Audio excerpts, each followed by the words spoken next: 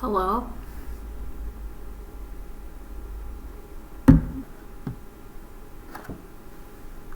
I was gonna wait until more people came in, but I guess I'll start now. And then everyone else can just watch the VOD, or if they come in later, then that's great. Yeah, so, this is like my first time like doing anything like teaching formally like this, so yeah, we'll see how it goes out.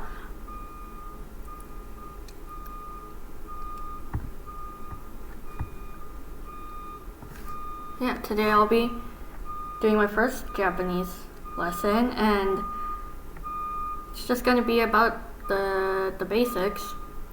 So it could be a good refresher for some of you, or a totally new learning experience.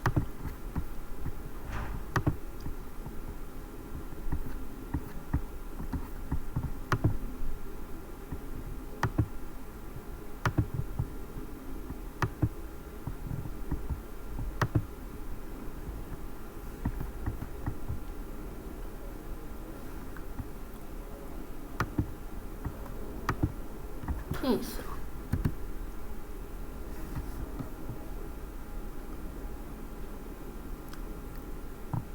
before learning about any language, I guess it's important to understand the history of said language. And yeah, like most countries, Japan didn't have a writing system until around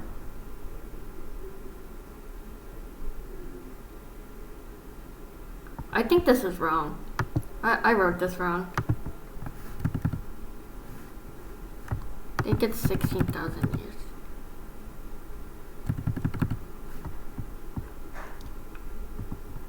Yeah. But Japan didn't have a writing system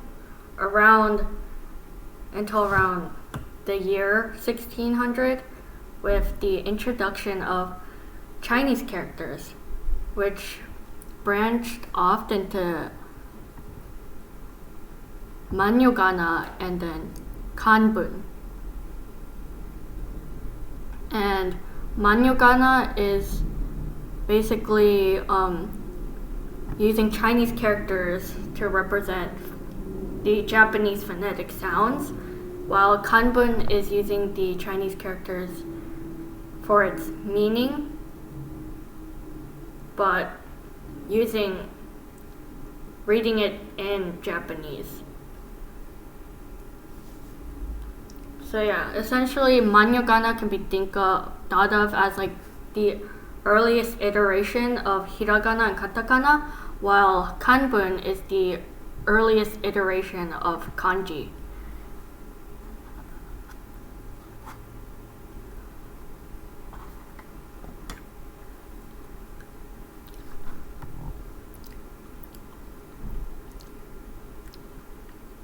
Also, sorry if you guys hear chewing noises. I'm also eating right now.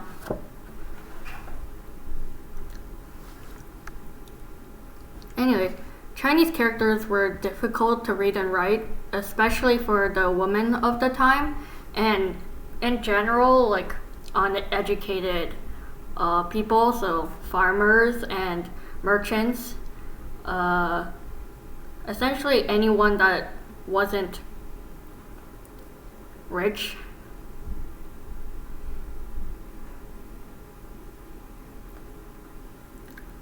So thus onnade was created to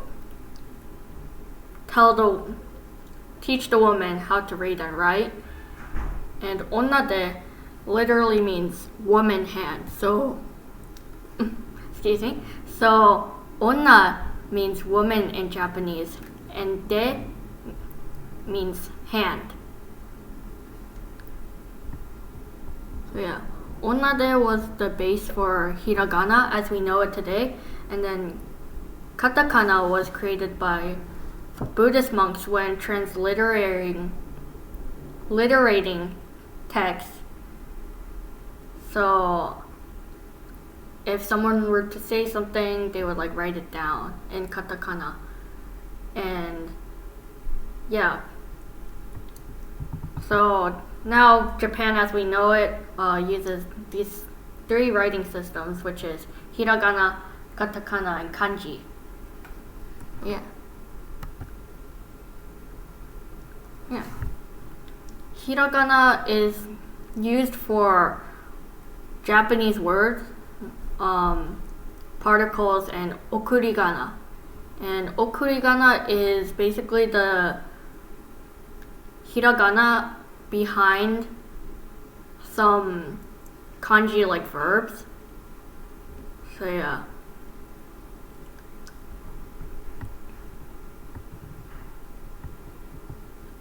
There's 46 base characters of hiragana, and then there's combination characters, which is essentially all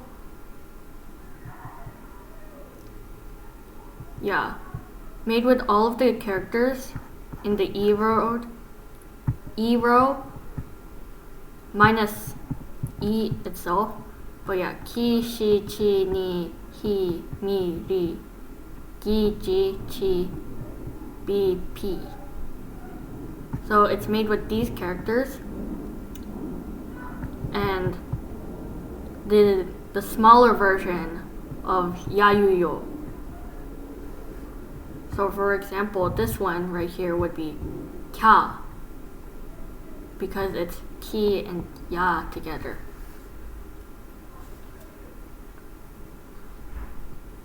And then you have dakuten and handakuten. So handakuten is all of this one on the left column, and then dakuten is everything else with the 2 lines.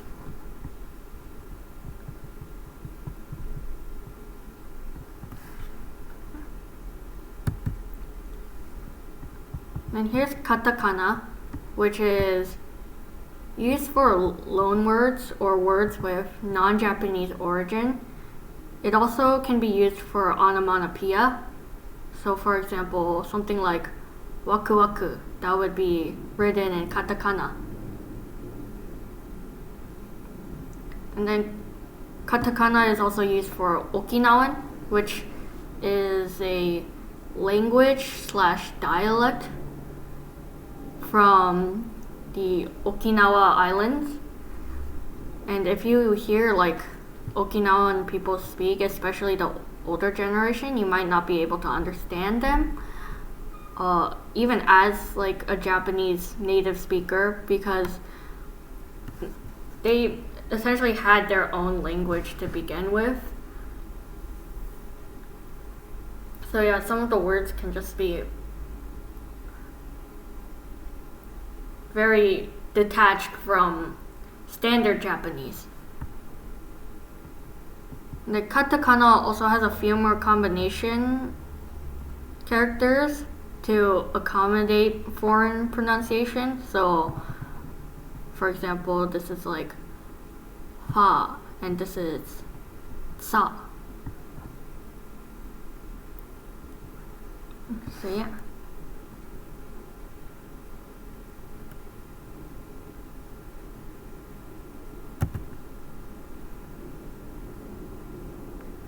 And then finally we have kanji, which is the traditional Chinese characters.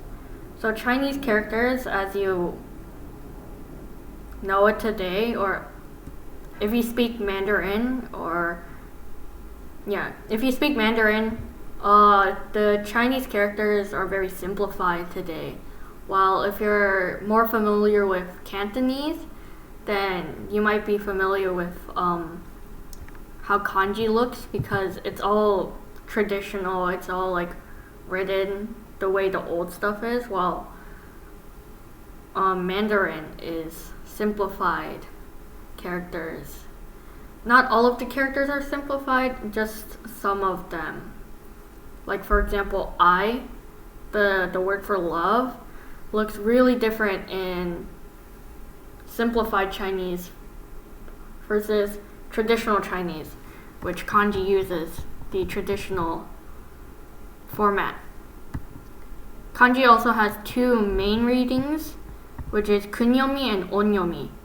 So kunyomi, if you were here for my last stream, then you would know the difference, but kunyomi is the Japanese way of reading, while onyomi is the Chinese way of reading. Or it's supposed to mimic the Chinese pronunciation. And there are over 50,000 kanji characters. And there are around 2,000. There are slightly over 2,000 joyo kanji. And joyo kanji essentially means kanji characters you have to know to be fluent. And these are also the kanji they also teach in like public schooling. So high school, like middle school, elementary, like you'll learn it all from there. So yeah, you don't have to learn all 50,000 kanji to understand Japanese, but you'll need to learn around 2,000 to 3,000 to like read basic like newspapers and stuff. For the harder kanjis, there might be like Hiragana, where they like put the Hiragana readings over the kanji. So yeah, you don't need to worry about like learning the obscure stuff. Yeah. And then Japanese sentences don't have spaces, so kanji helps break the words up. So, hi Redacted, thanks for coming in.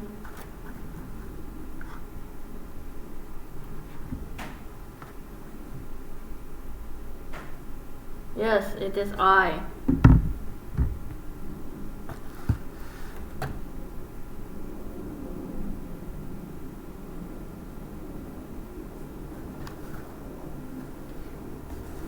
Kanji looks so hard. It does. But it's just... Okay, thanks for the lurk. Yeah, writing it. Reading it is actually easier than it seems. Because you just have to like remember how it looks. And like if you read enough, that kind of stuff comes like naturally. Writing it is a bit hard. And that's just like a bunch of practice. You have to like continue writing it. Yeah. You kind of have to know kanji if you want to know Japanese. Because it helps break up the words and sentences. And Japanese also has a lot of homophones. So a lot of words that sound the same. And kanji can help like deduce the meaning in written text. So I won't be teaching kanji necessarily in here, but yeah.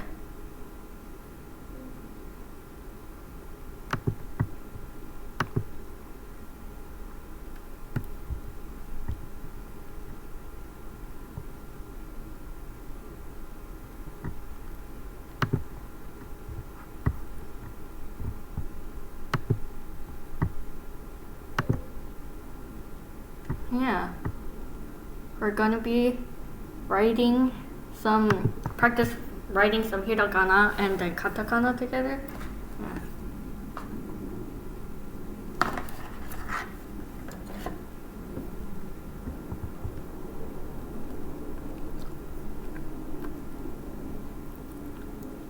Also, again, don't mind the chewing. I'm eating my food. There are specific ways to write kanji, right? Yeah. There's like a stroke order to it. And it's like basically left to right, top to bottom. Mukbang, kind of. Yeah. Oh, I almost dropped my food. Thankfully, I didn't.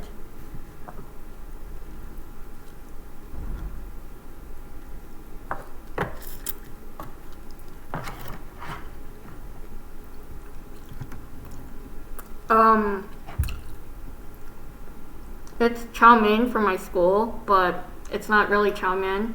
It's more like bootleg yakisoba, but it's fine.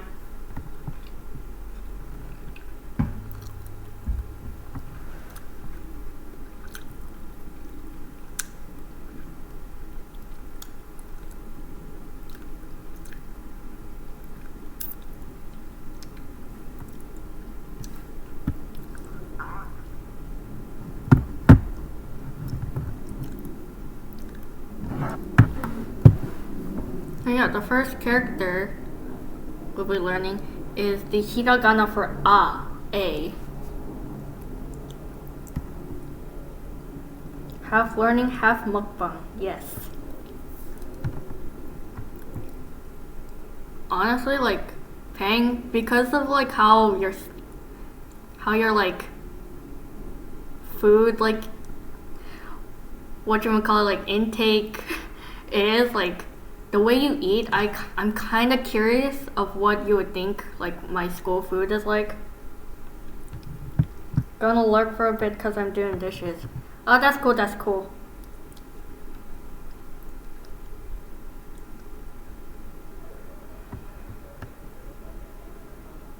So yeah, the first character is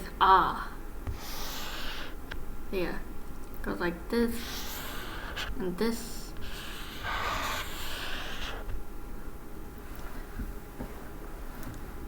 Thanks, Ping. Thanks for the lurk. Yeah, this one on the right is the hiragana for A. I can usually write better than this, but I'm using my mouse, so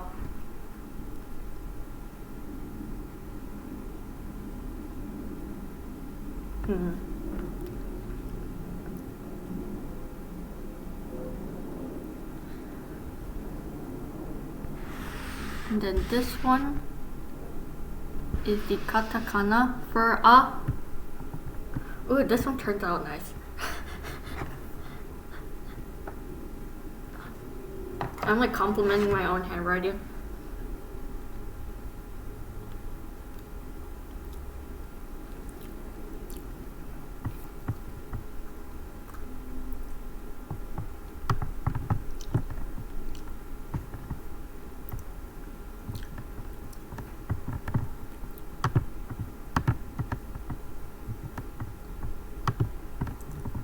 Yeah, so this is like 1 stroke, and this is like 2 stroke. Okay, and this is 1 stroke, 2 stroke, and 3 stroke.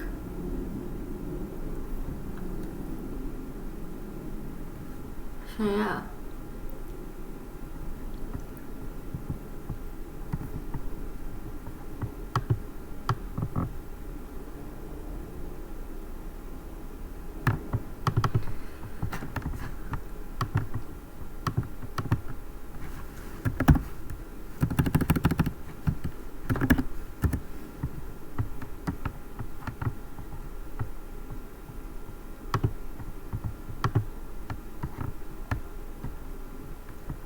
Okay, next one is E.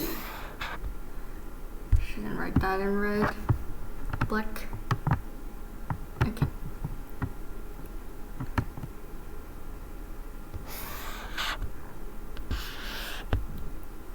Yeah, this is how you write E.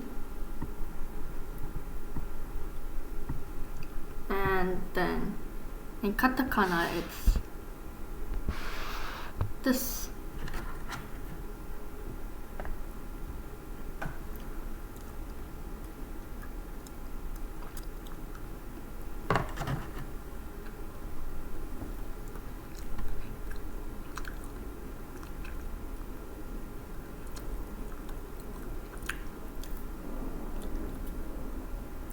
Also, I guess a tip for hiragana and katakana when you're learning it, try not to learn it through like association with English characters or like Romanized characters. Instead, learn it through sound because it like you don't like accidentally pronounce it the wrong way because you associated it with a letter in English, and with like English characters, like it doesn't have one pronunciation, right? So yeah, like it's helpful to learn it by sound because it improves your pronunciation of it. And also if you get familiar with like hiragana as itself, you're gonna have a better time like reading it. But yeah. And this is E hiragana and this is E for katakana.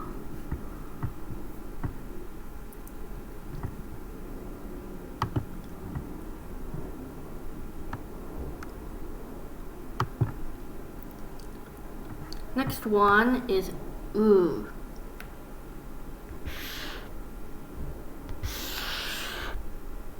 So this is U.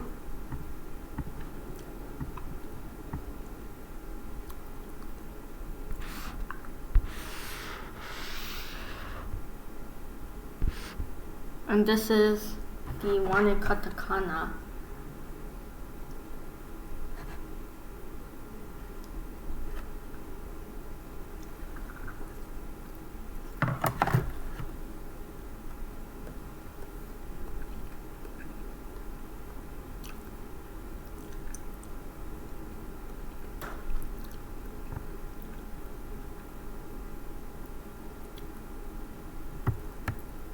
Yeah, this one on the left, the U in katakana, it can be a bit confusing with some of the other characters, but U is the only one with this line at the top.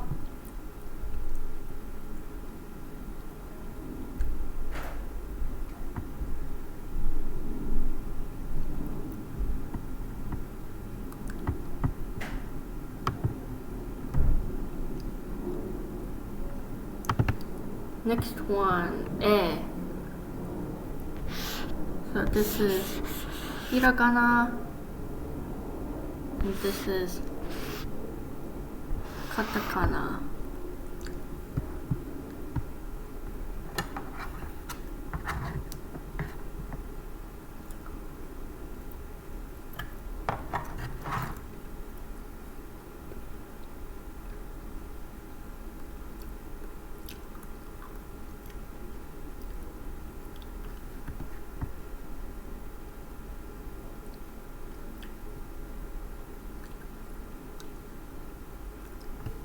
Yeah.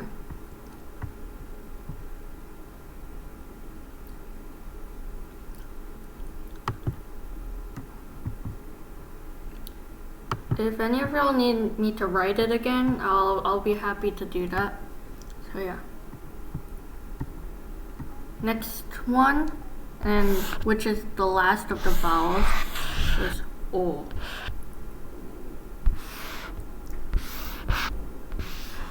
So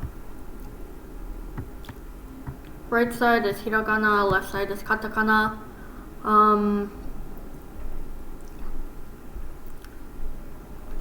So yeah, actually a tip I have for writing O is after you write this like end part, kind of like connect it to this part. Don't actually like draw it on the paper, but like follow it through the air and then yeah. So like if I had to make it like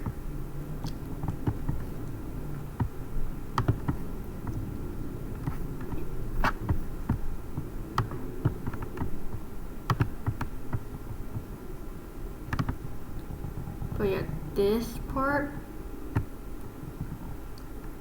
this like red part, this is where you kind of like follow it in the air.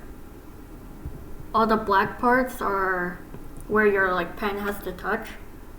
So yeah, this is how it looks like pretty, I guess. Like yeah, you could just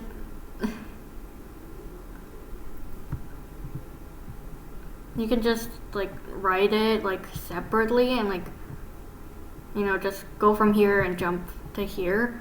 But because hiragana is more like fluid in the way you write it, it's just prettier to, you know, follow that line. But yeah, don't actually like write it on paper though. It's just like it's an air guide to mark where your next stroke is. So yeah.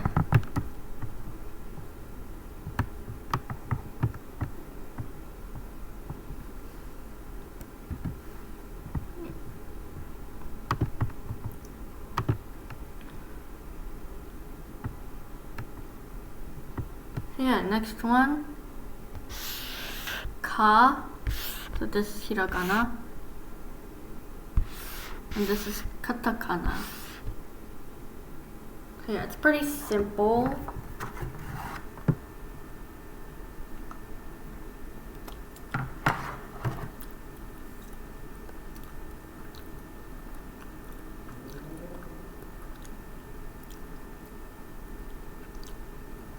One thing I see a lot of people forget, including myself, is this line right here.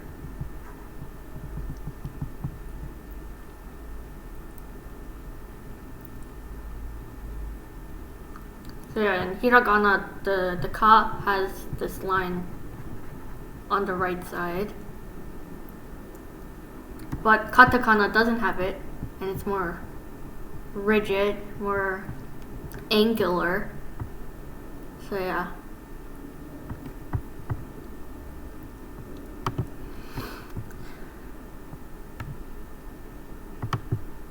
Next one is ki. Now there's two ways people write ki in hiragana. So first way is all connected, and the second way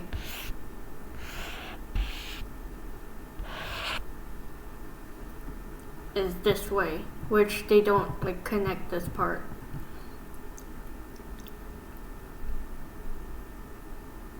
I personally like to write it connected, but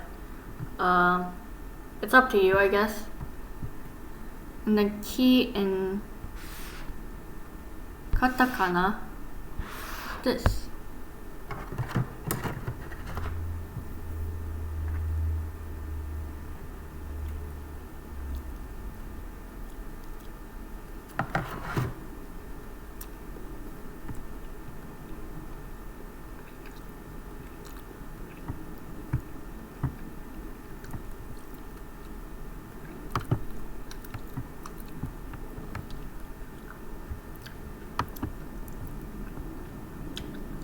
Next one is ku.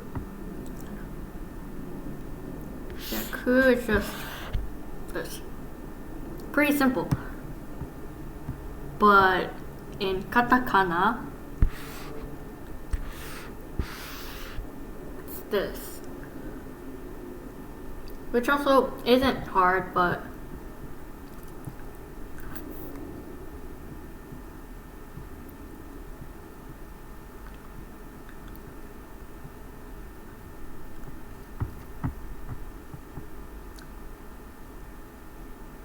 oh yeah, and with the katakana, I see a lot of people confuse this with the one for ke. But yeah, we'll learn what's different about it in the next one. Yeah, this is ke in hiragana. And this is ke in katakana. So yeah, a bit different is that Ku is the strokes for ku.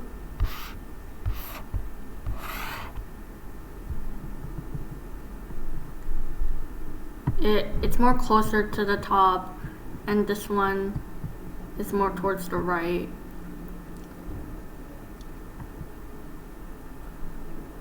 So yeah, it's a bit different.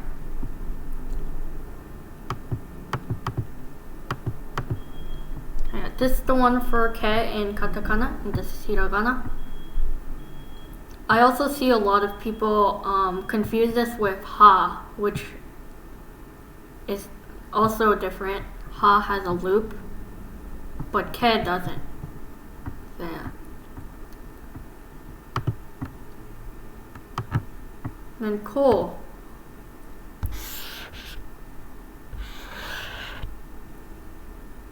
This is hiragana. And this one is katakana.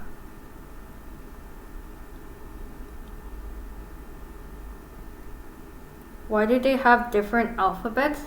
So yeah, I went over this earlier in the stream, but they have hiragana for Japanese words, and then katakana for foreign or loan words, or sometimes onomatopoeia. But yeah, essentially katakana was created by Buddhist monks when they were transliterating Japanese, and because kanji is hard, like Chinese characters are hard, they couldn't write it all in Chinese characters. And then for hiragana, it was actually first created for women, and it used to be called onnade, which literally means woman hand. So yeah, that's kind of all the start of it. Yeah.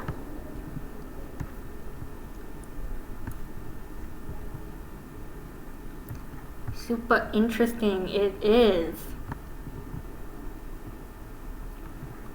So yeah, another advice I have for writing ko, again, like this part, kind of like follow it in the air and like write it. It's just like prettier that way. It's the same thing with like writing the o. It's like the black part, that's where you put your pen, and then lift up your pen, and then yeah, like follow this little imaginary line in the air, and then you place your pen and then write like this. So it's just a lot smoother that way, and like it flows better, it looks prettier. Yeah, like before I used to write my quotes like this, which was like, you know, kinda like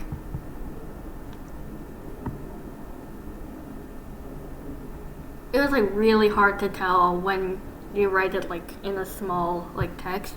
So yeah, gotta just like it's a bit more like connected, if you know what I mean. Okay, next one. Sa. Sa also has two ways people write in hiragana. So this is the first way, this is the second way, and then this is the katakana for sa.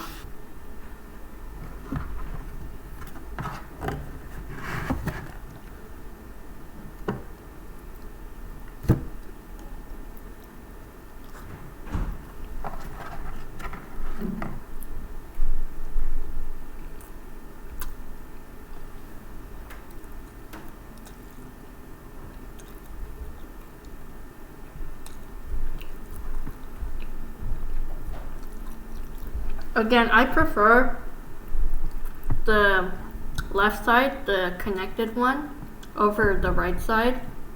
But again, that's up to you.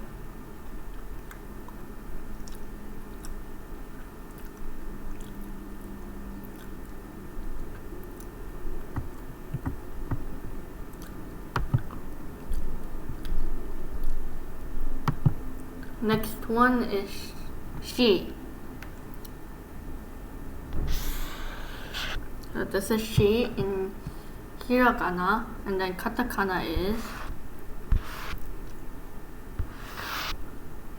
this one.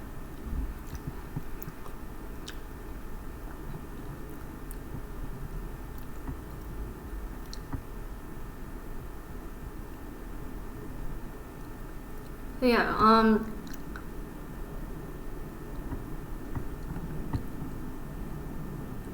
I also see the katakana being confused with the katakana for tsu, but I'll explain the difference later. Yeah. So here's tsu in hiragana, and this is tsu in katakana. Not to be confused with tsu, which is tsu. This is su, tsu.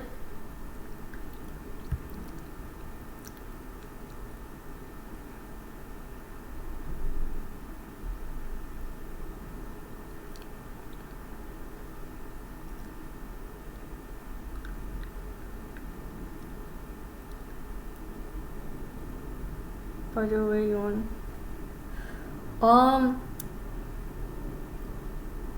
honestly, that would be great, Peng.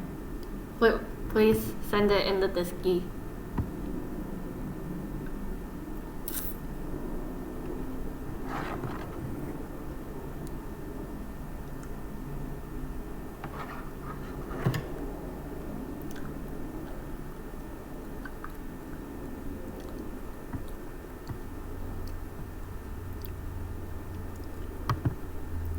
Okay. Next one is se. This is hiragana.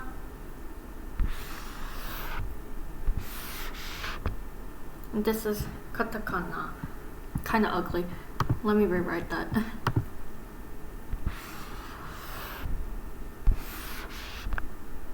Yeah.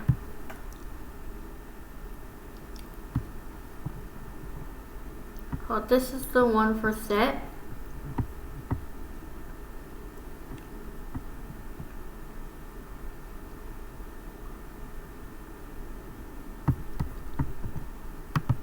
I realized I wrote this on the same layer. New layer? Okay. Thanks, Peng. I'll check that out later. This one is for Seoul. And Seoul also has two ways of writing. So yeah, this is the first way to write Seoul. This is the second way to write Seoul in hiragana. I prefer the left side. Again, because it's just one stroke, it's easy. But this one, the on the right, is like very nice for calligraphy.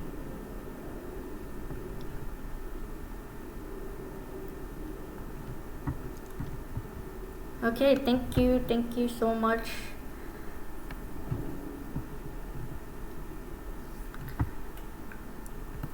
And this is Seoul in katakana.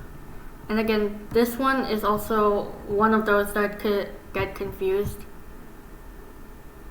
So Seoul in katakana is often confused with n in katakana and then ri in katakana. But yeah, there's a difference.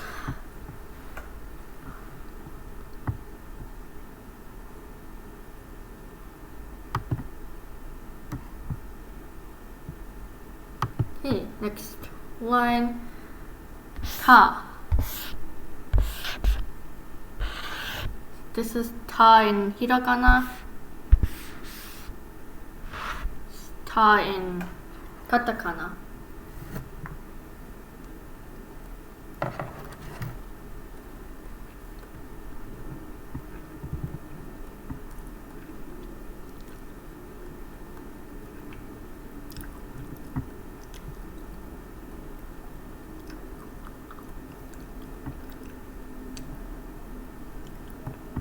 Yeah, next one.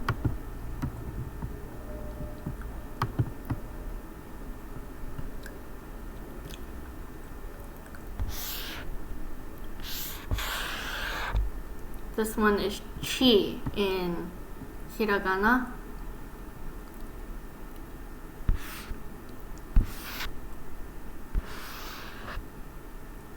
And then this is chi in Katakana.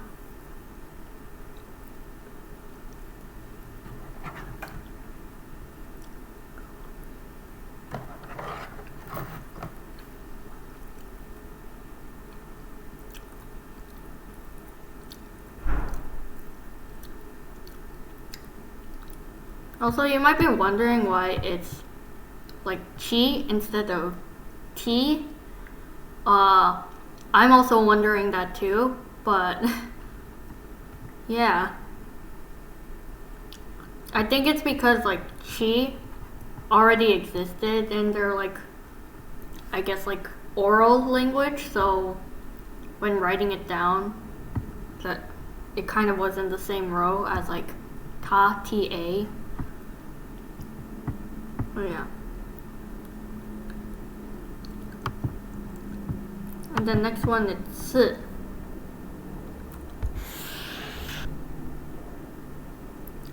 So this is Hiragana.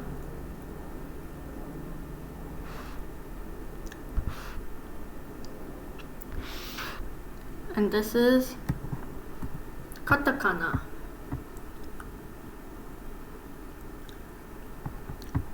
So yeah, like for example, like tsunami, like that's the tsu you would see or hear. But yeah. Also with tsu, if it's like smaller, the smaller versions, they indicate like a double consonant for like the next character. So for example, if I were to write this one,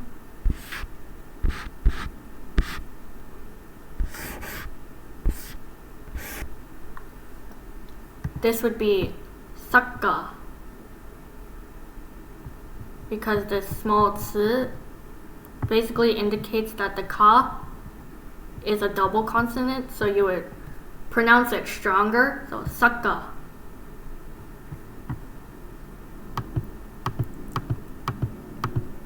While just this would mean saka, saka, it.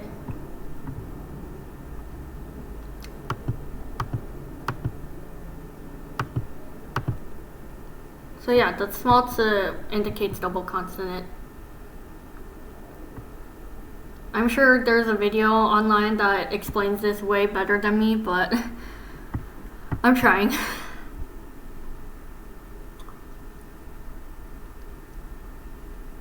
And yeah, with tsu, for katakana, this often gets confused with the one with this one, shi.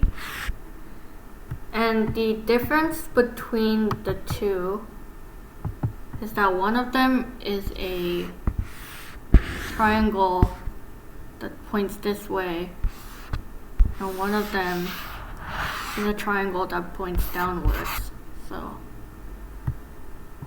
the one that points towards the right is shi, and the one that points downwards is tsu. Oh yeah, that's the difference between shi and tsu. So yeah.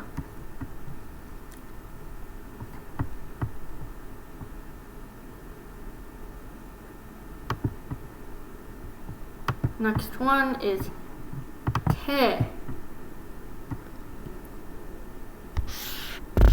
So this is te in Hiragana. And then this is te in Katakana.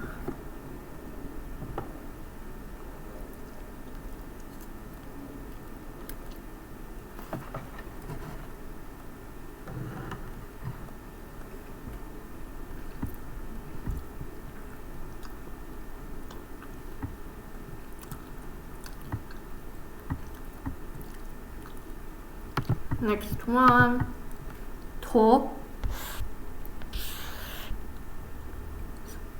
Like this in hiragana. And this is katakana.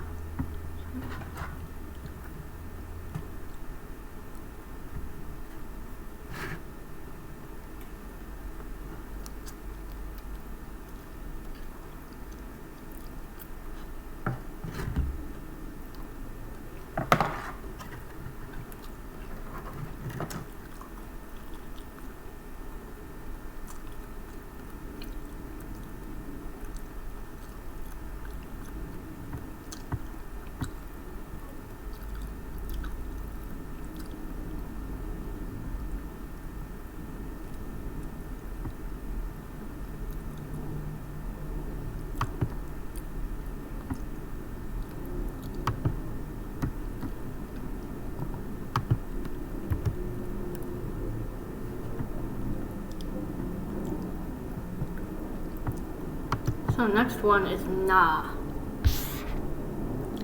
Not like this.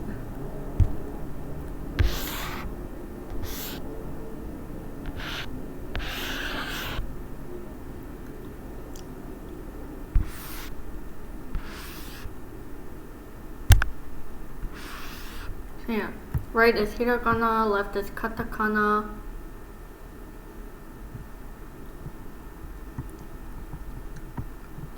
The hiragana one is quite confusing, so I'll write it again, but right here, cross, and then downstroke, and then small stroke here, then like this, and then a loop. So this is na in hiragana. And this is na in katakana.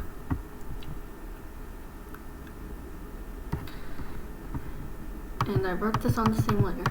Okay.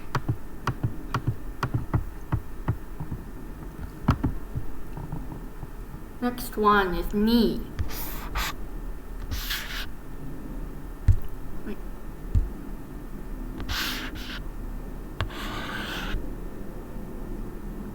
So this is hiragana and this is katakana. So yeah, the katakana ni looks very much like the kanji for two, or like the Chinese character. And similarly, the kanji is also pronounced ni. So yeah, you already know how to write one kanji.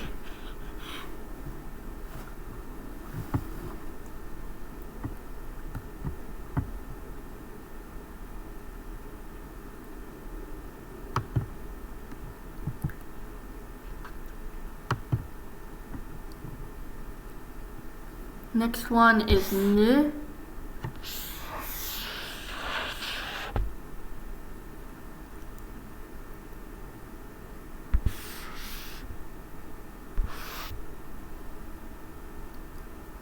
So yeah, right side is hiragana, left side katakana.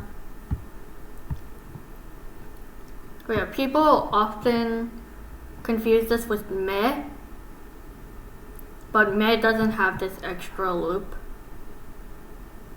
And then people often confuse nu with si, but with si, it doesn't pass this line. So nu like crosses, intersects, but si does not intersect. It's more perpendicular to the space line. The next one is ne. Yeah. Hiragana ne.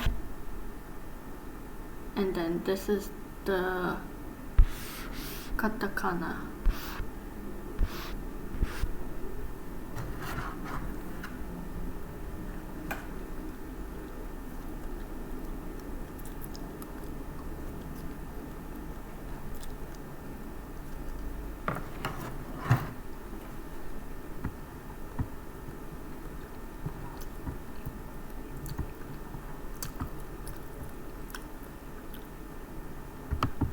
The next one is no. So here's Hiragana, and then Katakana.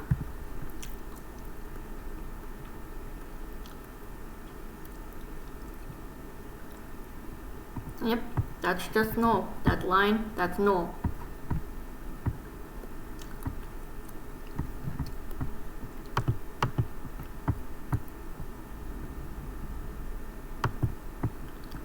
Next one, ha. This is Hiragana, and this is Katakana.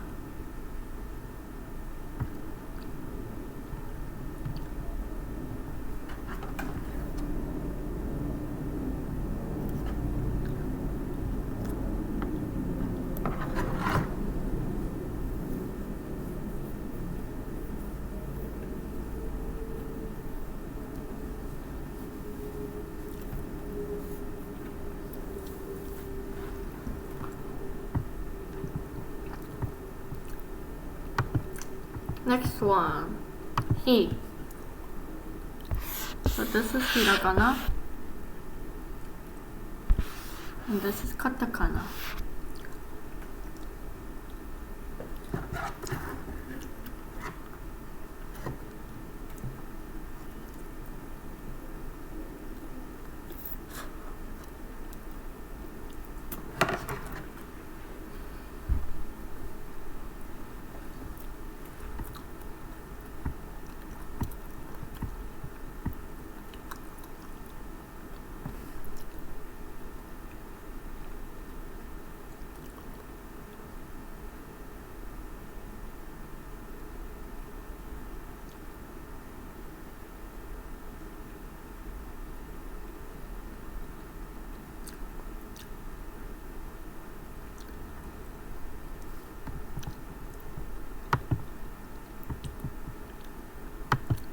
Next one is fu.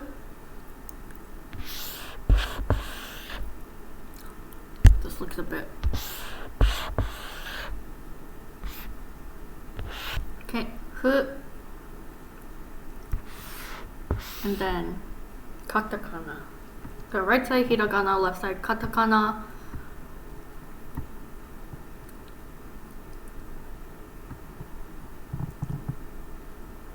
But yeah,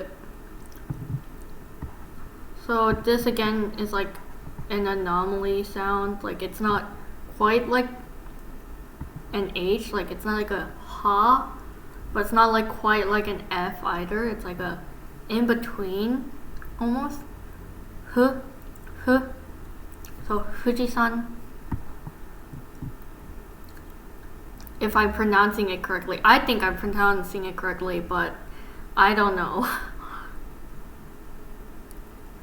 But it's not like who. It's more like who.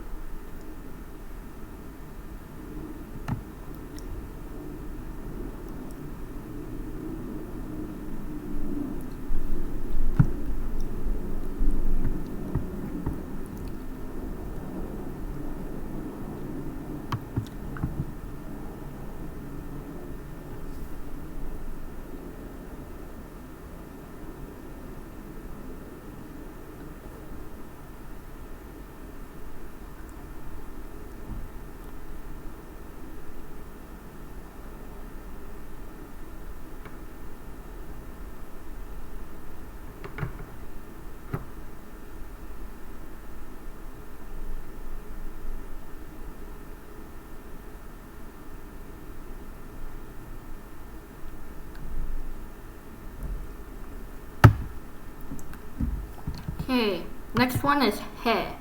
And he in hiragana and katakana are essentially the same thing.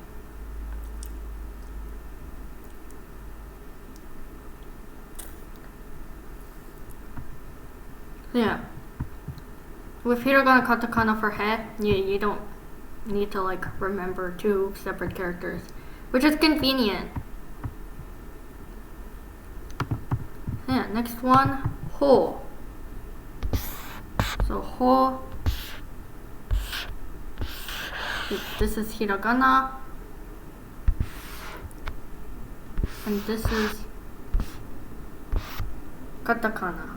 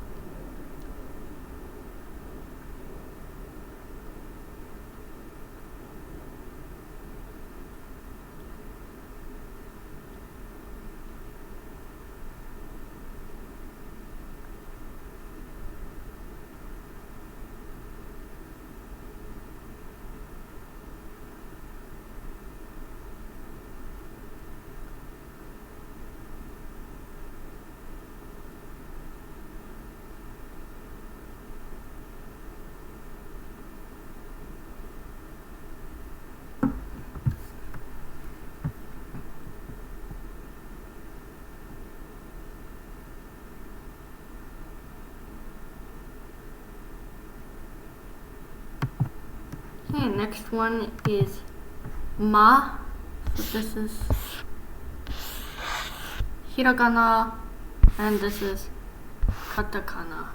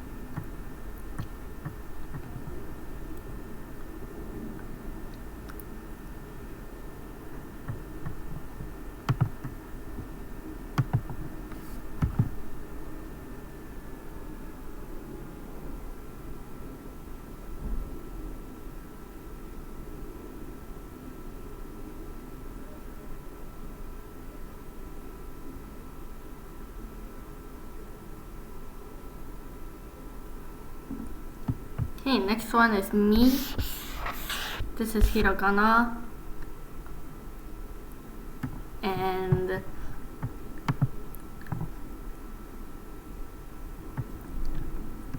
I just had to check something, but this is Katakana.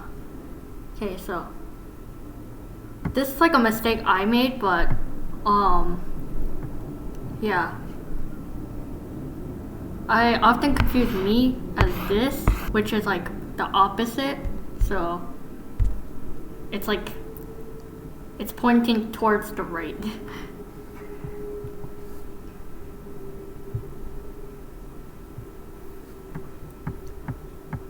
Then next one is mu.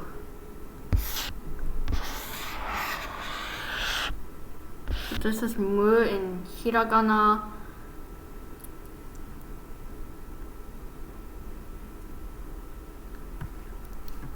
And then mu in Katakana.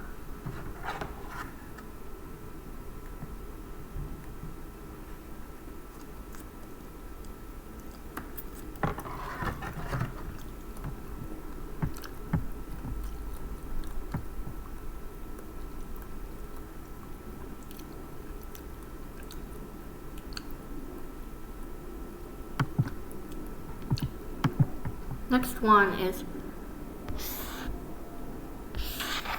me.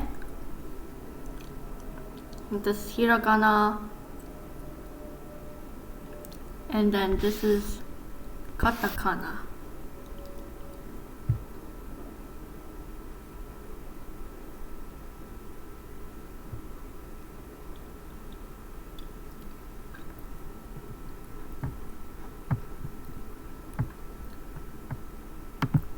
Next one is mo. Then Hiragana mo. Then Katakana.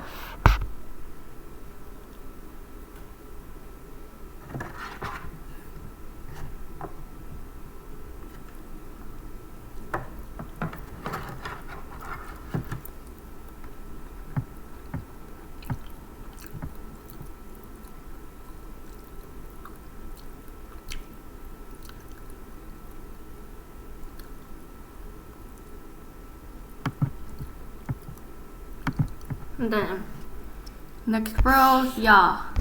This is Hiragana. This is Katakana.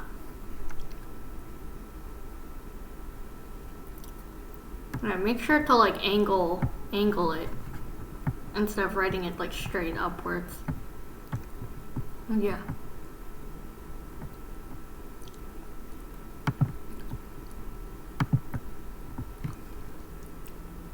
This one is U, and U also has 2 ways people write it.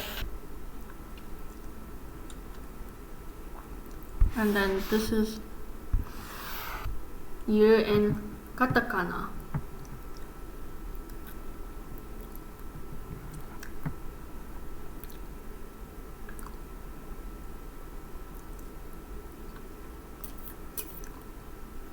So yeah, with the Hiragana, I prefer the left side because again, it's just 1 stroke, while the right side, it's like 2 strokes. The right side is definitely more simple to follow along.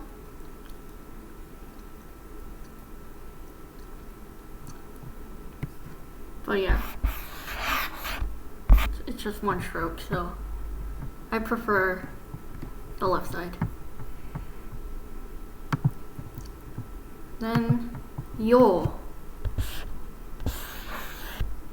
This is Hiragana.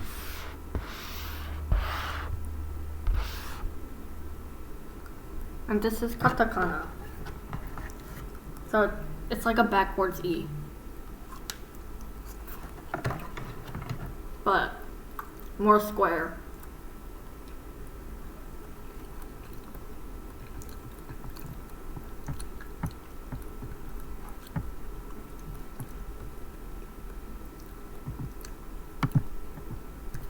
Next one, ra.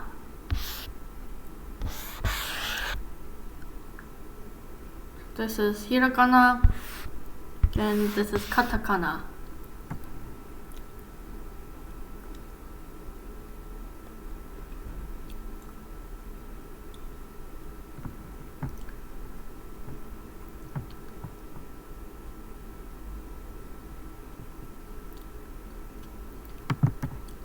The next one is ri. Now there's 2 ways to write ri for Hiragana. First way is this, second way is this. Wait.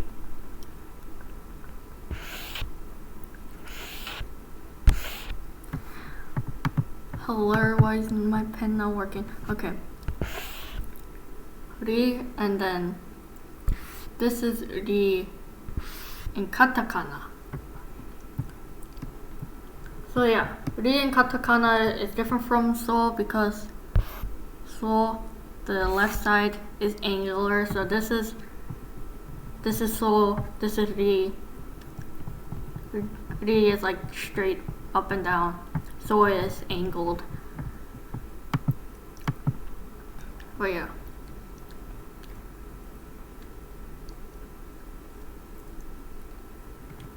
For Hiragana, I also prefer the left side because it's just 1 stroke. And it also looks more different from the Katakana ri, so I know like if it's supposed to be Katakana or Hiragana, like it's just easier to tell apart.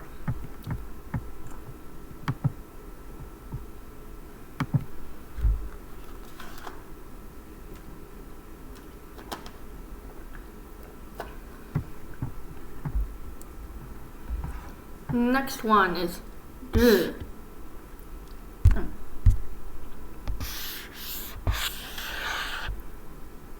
So this is ru in Hiragana. And this is ru in Katakana.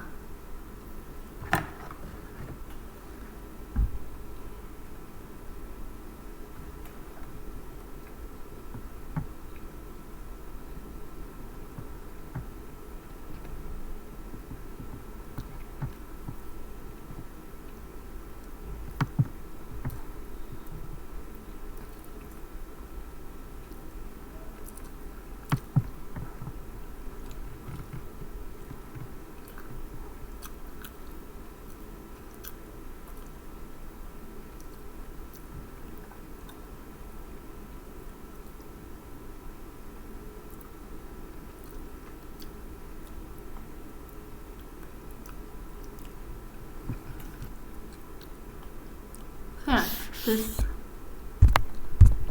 is ro in Hiragana, and this is ro in Katakana. So basically a box.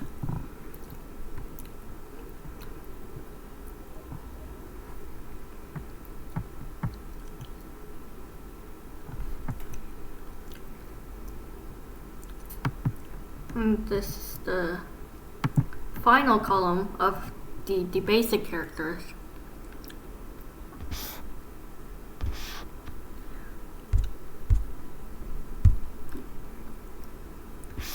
Okay, so this is wa in Hiragana.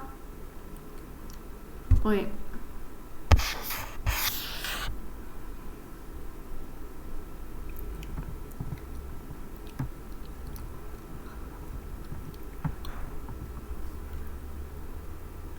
And this is wa in Katakana. So yeah, another way to like remember Hiragana, Katakana easily is like using mnemonics. And the reason I mentioned this is because I saw like from like a YouTube video, like a podcast, like someone mentioning wa, and how they like remembered it was it's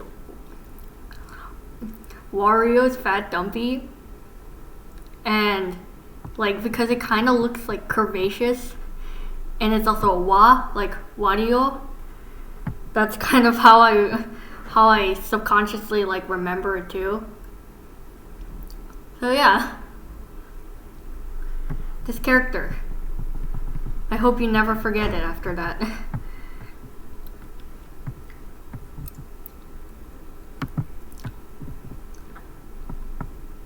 Then, next one is wo.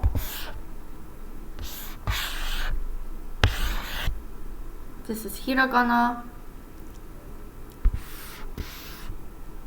This is Katakana.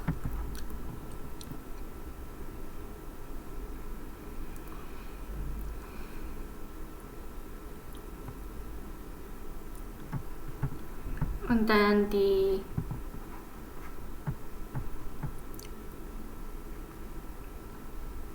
last one is So this is the only like character with like that's like just a consonant in Japanese. And then this is in Katakana. So people often confuse this with so. But again, I'll show you the difference. So yeah, this right here, the N, this is pointing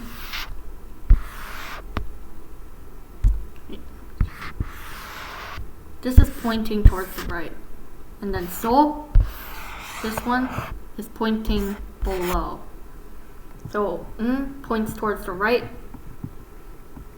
It's like a triangle pointing towards the right, and so points below.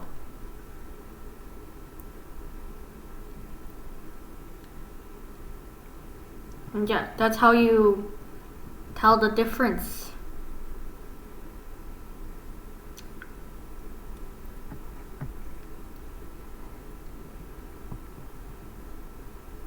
So yeah, you may have heard that Japanese is a phonetic language, but that's not always the case. And I say that because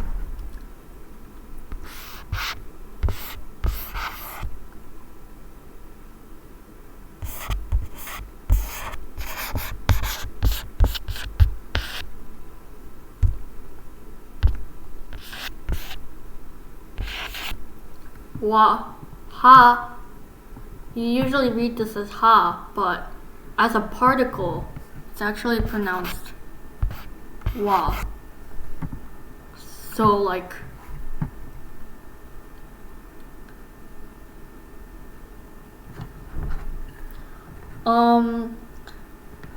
I don't exactly remember the reason, but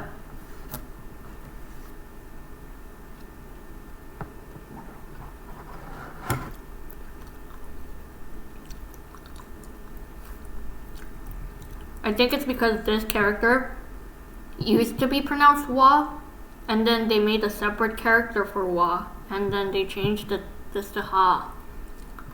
But with like terms like konnichiwa and like particles, like it was kind of like, well, this one was already used to begin with, so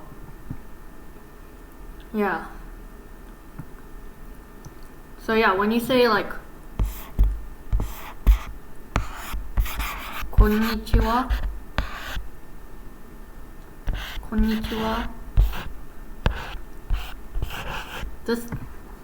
this is like the last character is the one for ha, and it's also a particle.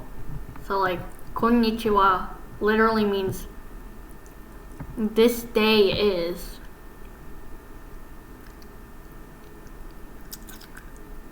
So yeah, that's why the wa in konnichiwa is actually a ha, because it's supposed to be a particle.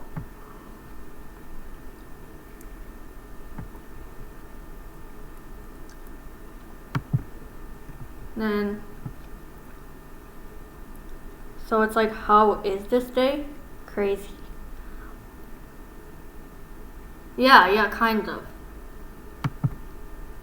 Like, it doesn't even like ask anything, it's just today is. This day is.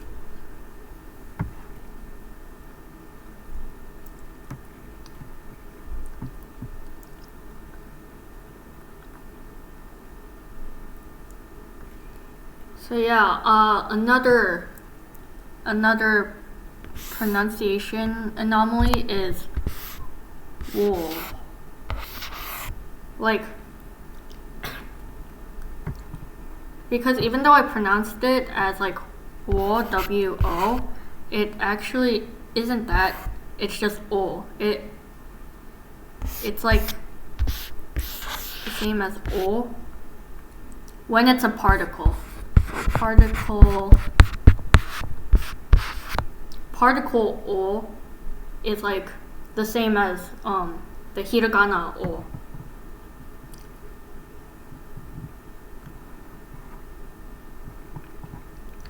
So yeah, you don't pronounce the W unless it's like actually a part of a word, which like o itself, like this one, the wo, this one's not really in a word. Maybe in Katakana, but in Hiragana you barely see like any words that start with the wo sound. So yeah, you don't really pronounce the W, it's just like o.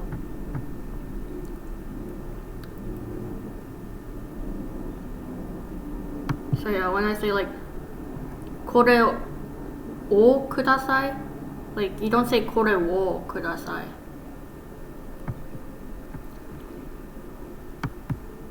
Then another anomaly is this one. Why won't you? Wait, let me.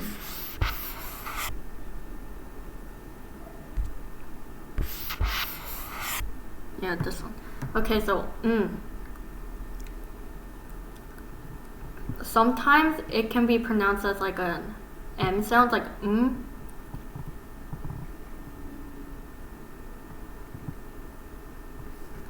So for example,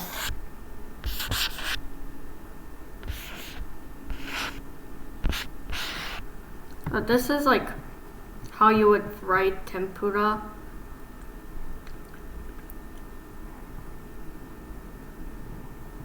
But yeah, this like N right here, it's not tempura, it's more like a tempura. So an M sound.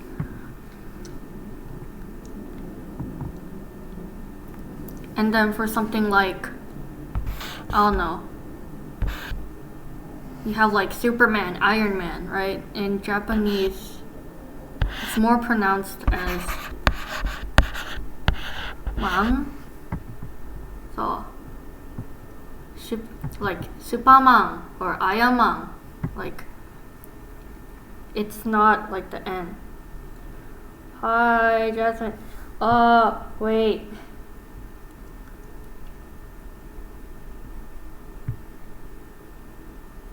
Sorry I deleted your message, but I don't want my IRL name on there.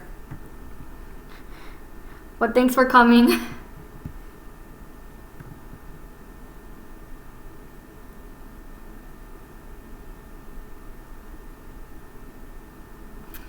Yeah, it's fine. Yeah, if you look at the about, I have a nickname I go by, and it's Uni. Yeah. It's because I want to be a teacher, but I don't want my employers to like find this right away.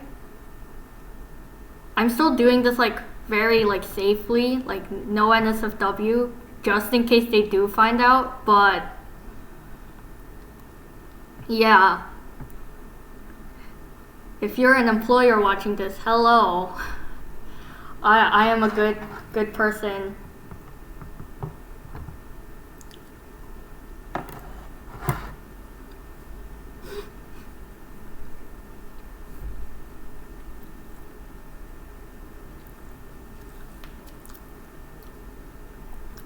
You know, them finding it out is going to be inevitable, but I want to lower the chances they even recognize it.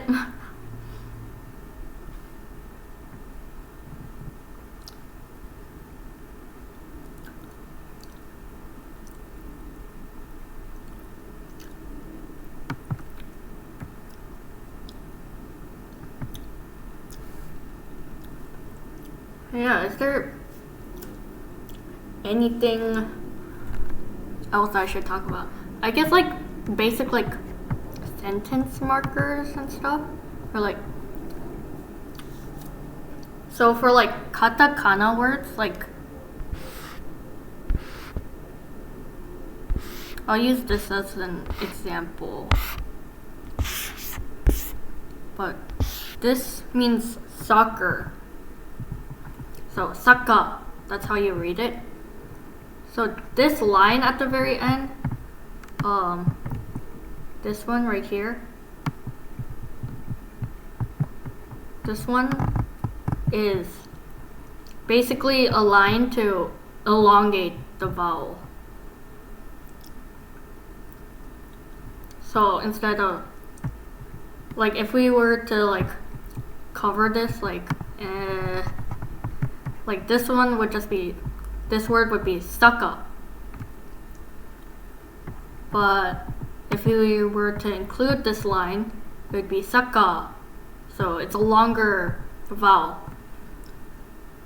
So this line elongates the vowel beforehand, and the small tsu, it indicates a double consonant for the character on its right.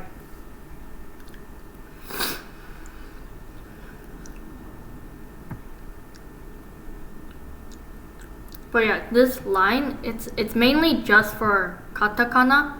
Hiragana, you would just like write like one extra like character. But yeah, this line is mainly for katakana. So for like foreign words or onomatopoeia, that kind of stuff. Then another thing about Japanese. So in English we have like these quotation marks, right? So yeah, Japan doesn't use that. Japan doesn't use those. Instead, they have like, for example,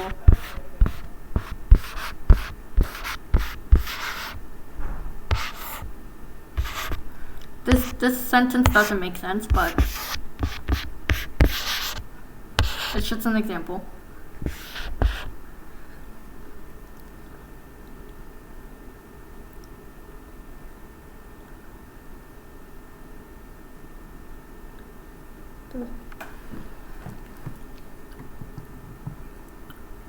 Yeah.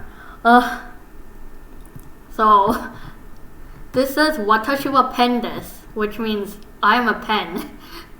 It does not make sense. But this is an example sentence because as you can see, there's no spaces in the sentence.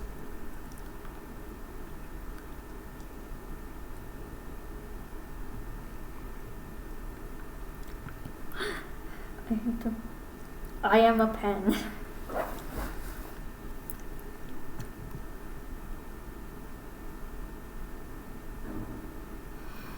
I identify as a pen. Yes.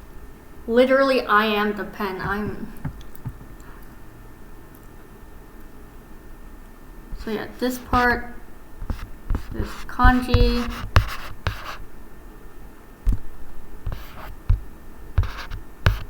And this is katakana. We talked a lot about like the history of the language and just like how katakana, hiragana, kanji came to be earlier on. So like after the stream, if you want to check the VOD out, go ahead. I'll also put in the Discord channel like the slideshow I used at the beginning.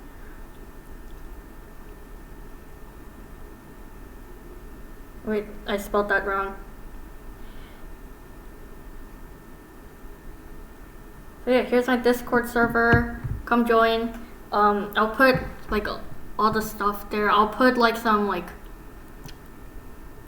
practice sheets if you want them. But yeah. So yeah, right here on the right side, this like circle, this is actually a period or a full stop in Japanese like sentences. So in English we just write like a dot, right? Thanks for the follow, Jazz.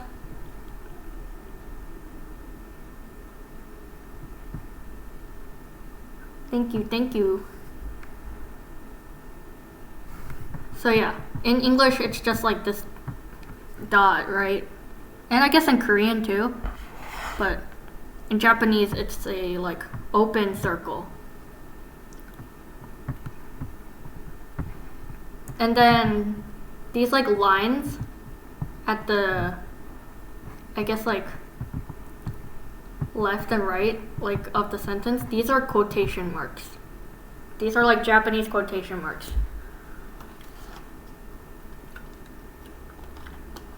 So like if you're writing a story or like reading something, like they might have this.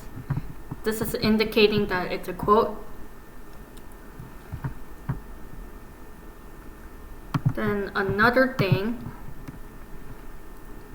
is like when you write like an essay, like you have to like, I guess, underline the title of something or like quote it to be like, hey, this is like a book title, right? In Japanese, we have something like that.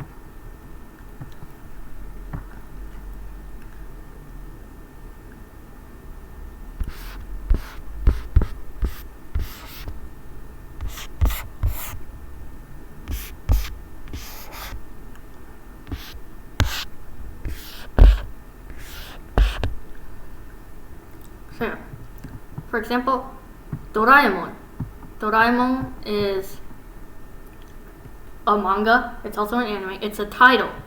So, basically, titles are in these like double brackets. Instead of like underlining them or like quoting them, italics, like it's so simple. It's just this. And then commas in Japanese. So in English it'd be like yes, and that like comma period. But in Japanese, the comma is like backwards almost. It's not backwards, but it's like it's angled. It's like the angle towards like the right side. So hi, period. So this is like the comma.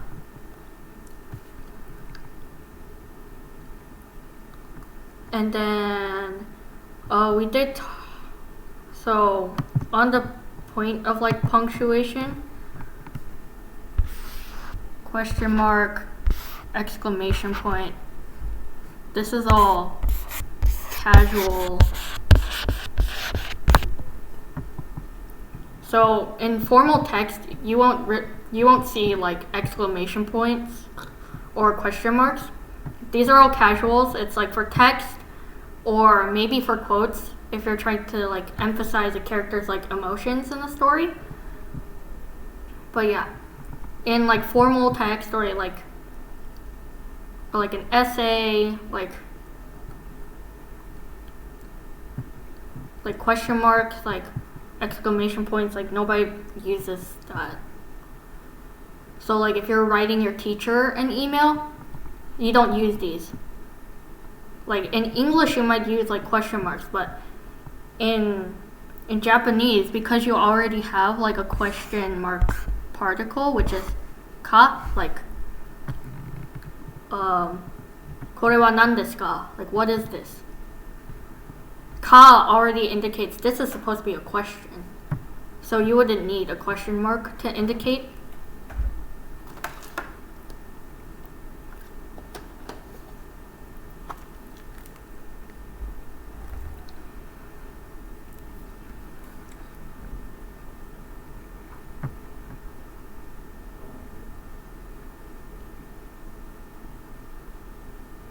Yeah. Is there anything else I should talk about?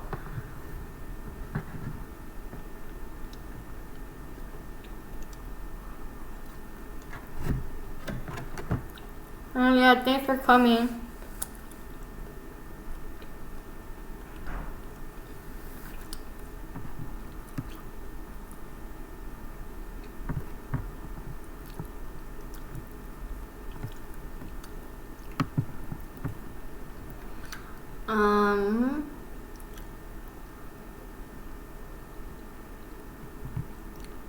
Oh yeah, in the chart from earlier, there's Dakuten. Wait, I should use a different character for that.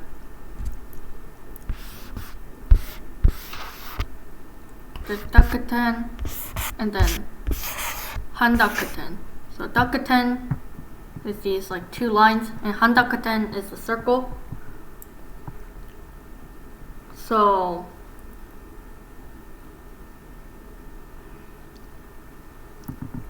Dakuten and Handakuten, they basically change like the first like letter of like, or like the consonant of the character.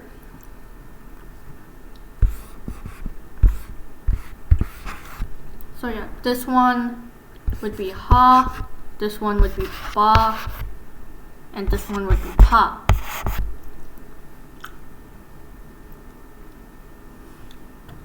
Yeah.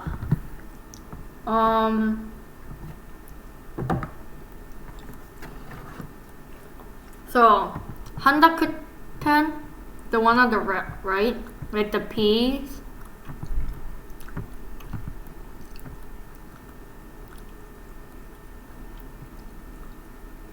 they're all like, if I had to like visualize this, so for like this, the K sounds become G, T becomes D,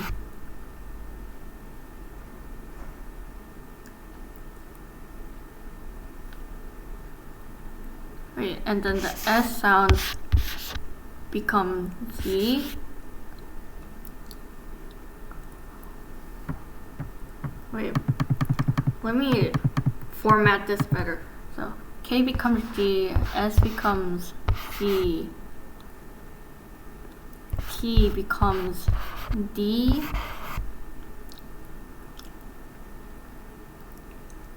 and then H becomes B, and then Handakuten, it only exists in the H column, so H becomes P.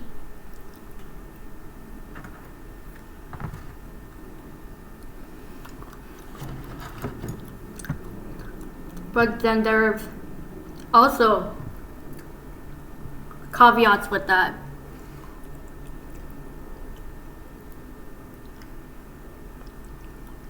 So she.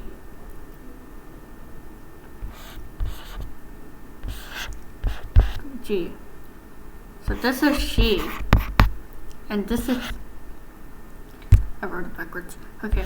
This is actually G. Not Z. It's pronounced G.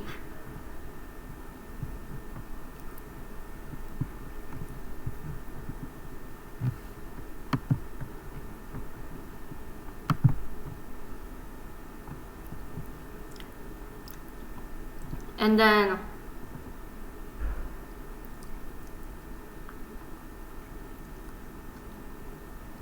another one is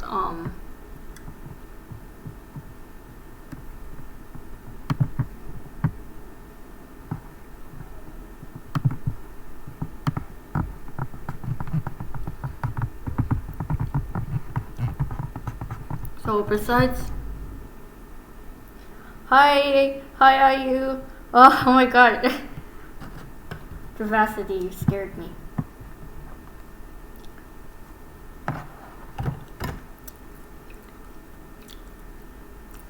Konnichiwa.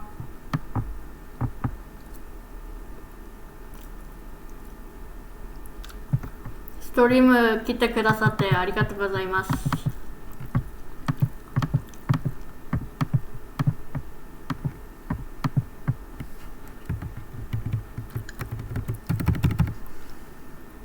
Just woke up. Oh yeah, what time is it in the Philippines? Is it like late? Or like early? Like did you wake up early or did you wake up late?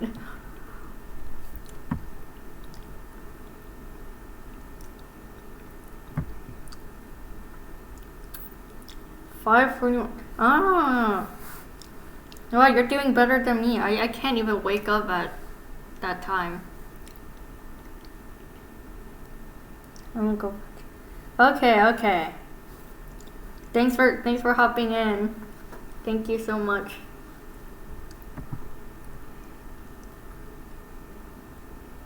My body woke up. I feel that.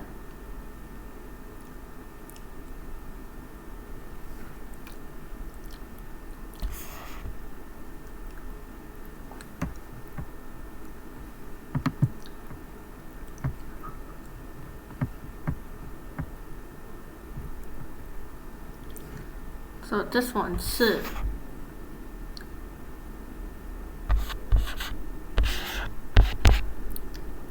So this would be 是. This would be like 子. Like, for example, in like the word 熱, 熱み, like it would be like this. Like it would sound more like a Z. But like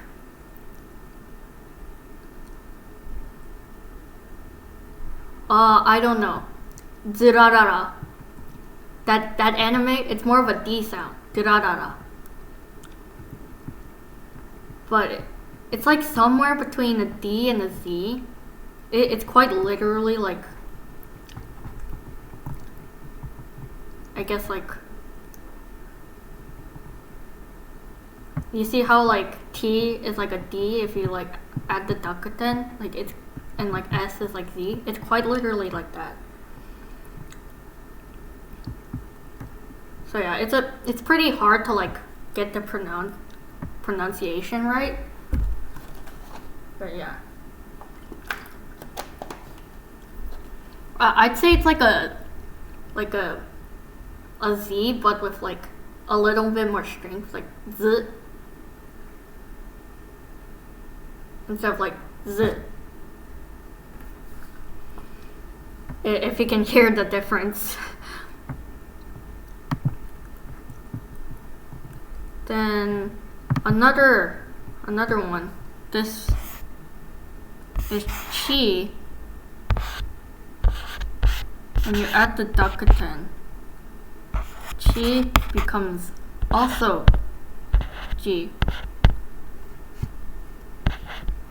Although like this version of G is not used as much, it still is used very like few times, but it's still used, so it's still good to remember that chi also turns into G.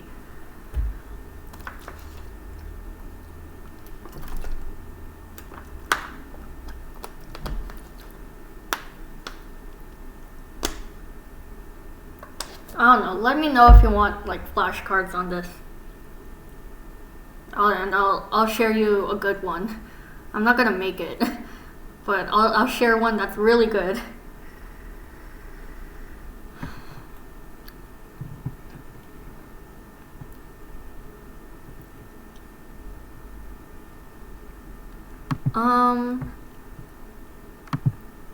So yeah, with combination Hiragana, it's pretty self-explanatory. But yeah, I talked about it earlier, but it's like anything in the E like row. So for example, ki, and then plus like the small like character for like ya, yu, yo. Everything in that row, like in that column, I mean, but like smaller. So this would be like kyo. So yeah, and this is like one like syllable, one mora, which also is another thing about Japanese. Like each like, I guess like hiragana has like one mora, which is like one syllable. But yeah, this would be like pronounced as like one syllable. I know like some people in America call it Kyoto or Tokyo, but in actuality it's Tokyo, Kyoto. It's like the kyo sound. It's like one. It's one syllable. Like don't split it apart. Now, this, however, is different because now the yo is big, so it's two separate like sounds, two separate syllables now. So it would be kiyo. It's very confusing, but you'll get it eventually.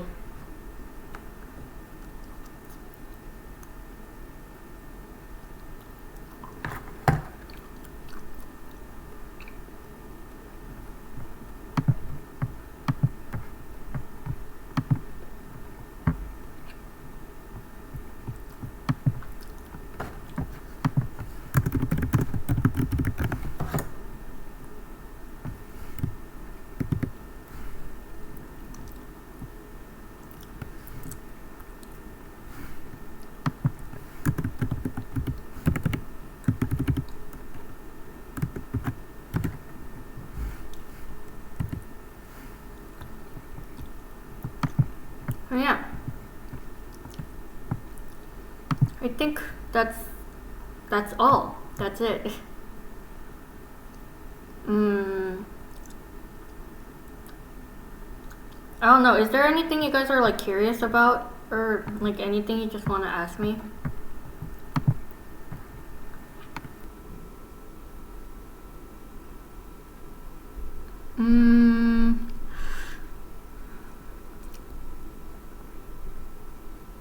So if there's no questions or anything, I guess we could leave it off here. Thank you everyone for watching.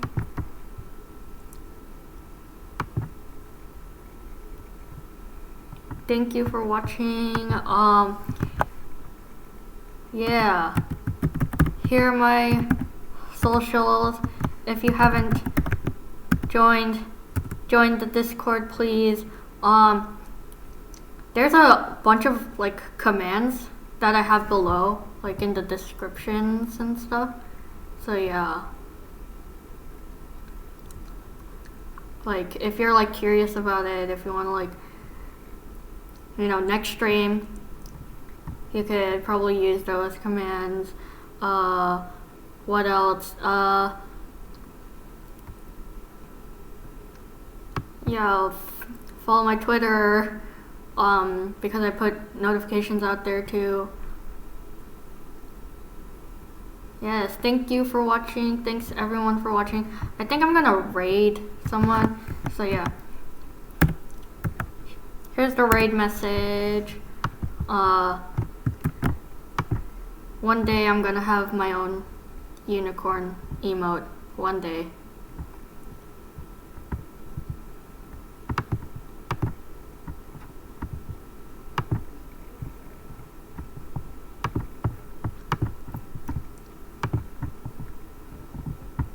Yeah. Let's see who's on. There's Stella Nova, who's playing Persona 4 Golden. Yeah? Sounds... Start raid.